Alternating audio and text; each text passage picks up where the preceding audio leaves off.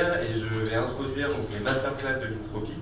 Avant de démarrer avec Jamison, je voulais vous présenter en 2 mots l'idée derrière ces masterclass. Donc l'enjeu c'était de créer un espace de dégustation où l'on pourrait déguster comparativement 2 cafés, donc d'un même fermier, en sa présence.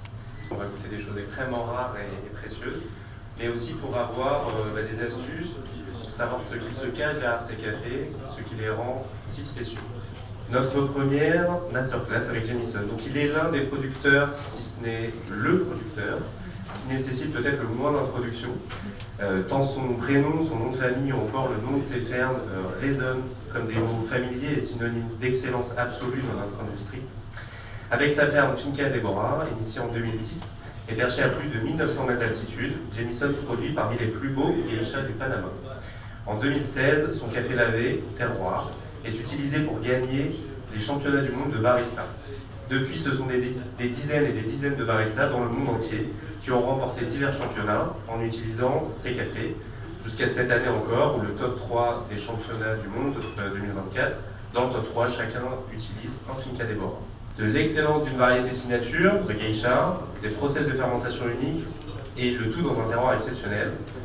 Ladies and gentlemen, please welcome Jamison. It's wonderful to be here in Paris, to wake up to this beautiful city again.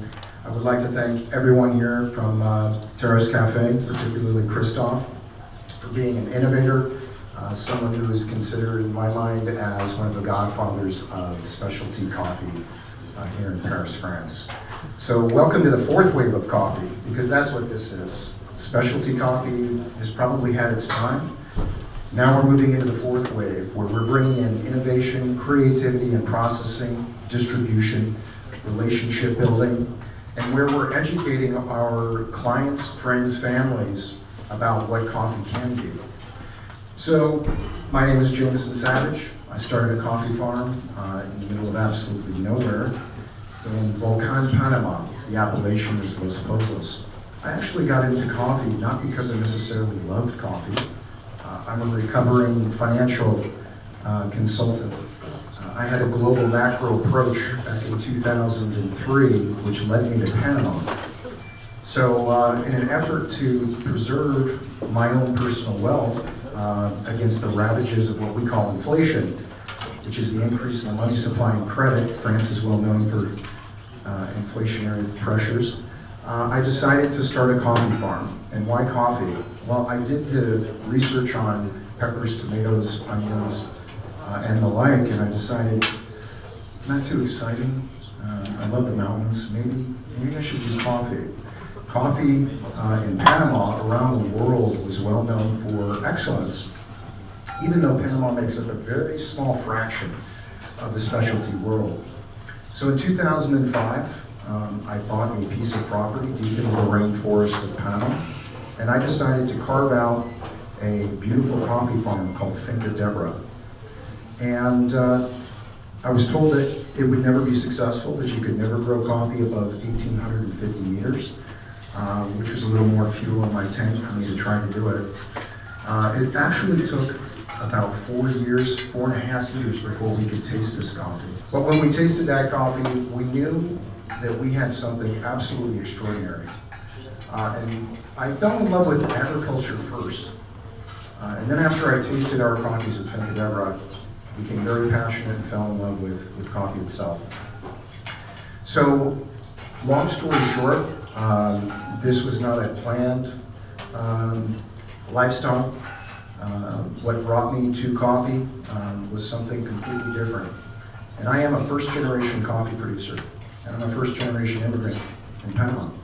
And our family has lived in Panama permanently for 16 years. We've had some success in competition and on the global level, on the world stage. And I credit most of that to our team at Savage Coffees. So it's wonderful to be here. Thank you so much for attending. It's incredible to see the amount of interest in coffee here in Paris. My first visit was probably 7 years ago at Telescope, and coffee wasn't a thing. Now it's a very big thing, and Paris is an exciting place to be anyway. but coffee is really making its way through Paris in a great way. Because of you as well. Thank you very much. Thank you. Please have a seat. So we are about to taste two extraordinary coffees that you produced from one of your most iconic farm, Finca Deborah.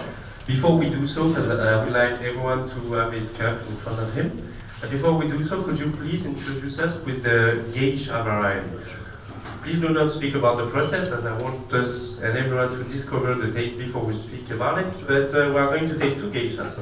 So this is an unlikely variety. Panama is an unlikely country, and Jamison is kind of an unlikely producer. But geisha was brought over in the 60s to Latin America to fight against the Roya. And I'm fast forwarding, but we rediscovered this variety in 2004 when the Peterson family and others had found that this was a uniquely different variety, which it's really not a variety, I don't think. It's more like a land race at this point. We're learning about it. This coffee took the best of Panama by storm and literally changed the industry almost overnight. So what makes this coffee unique and interesting and very delicious is its elegance, its aromatics, its mouthfeel. Everything about this variety had pretty much rewritten what coffee can be. So the coffee itself has changed the industry with unlikely candidates, and it's been an incredible journey to be a part of it. Yes, and we often now associate Panama with geisha. Geisha is a side of Panama. There is even a competition called the Best of Panama with a special range for Panamanian geisha. So it really has become a thing. All right, we may now start to assess the coffee, and then we'll talk about it. That's fine with you. So you have two colors, and each color corresponds to the color in the menu. All right.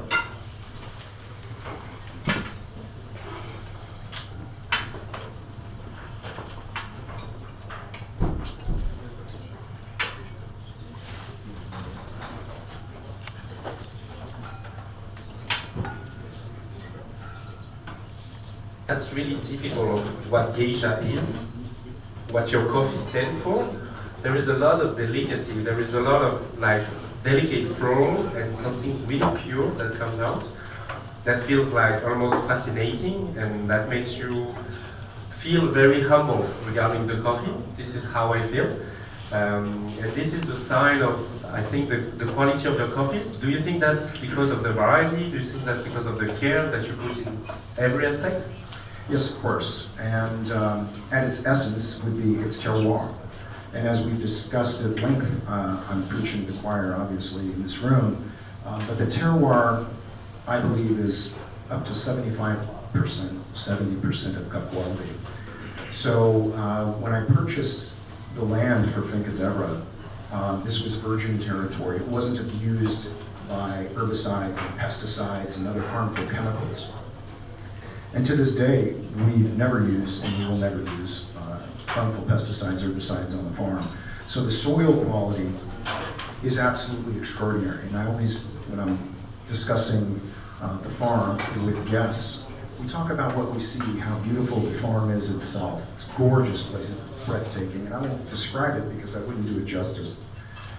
But when you're walking through the farm, I always bring attention to what we're walking on, because that is the sine qua non.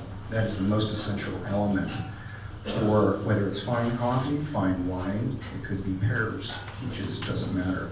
Your soils are so important.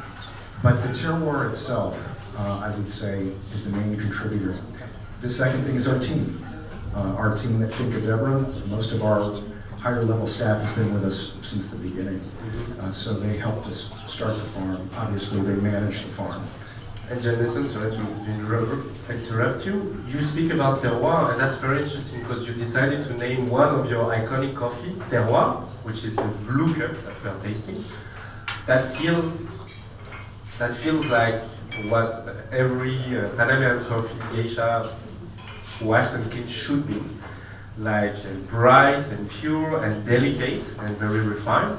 Why did you choose this name? And do you think then that the washed coffee, because this is a washed coffee, stands for the best expression of the terroir? Great questions. So I named this coffee terroir because it is the consummate, shining example of what a geisha can be from Panama, this Panamanian geisha. I had to call it that because I wanted to bring people's attention to the definition of terroir, which I learned here in France. And when people start asking questions, or drink the coffee first, then start asking questions, you pique their interest and their enthusiasm behind, there must be a reason why this coffee is the best coffee I've ever tasted in my life. And then you can engage in the topic of terroir very, very easily. Where did I get the name? I got the name from a friend of mine who came over from Australia while he was competing. His name is Deborah, and he's with Ona Coffee. And while we were walking through the farm, and after we had tasted coffee, we just were discussing the terroir. He says, you should name the coffee terroir. It's really interesting how specialty coffee now also stands for high quality in terms of processing facilities and techniques that are involved behind. We see it in the wine industry with the carbonic maceration. And you somehow applied some of this knowledge and idea into coffee, and that echoes the second cup that I have here, which is Nirvana. That has a special process that you will perhaps explain to us.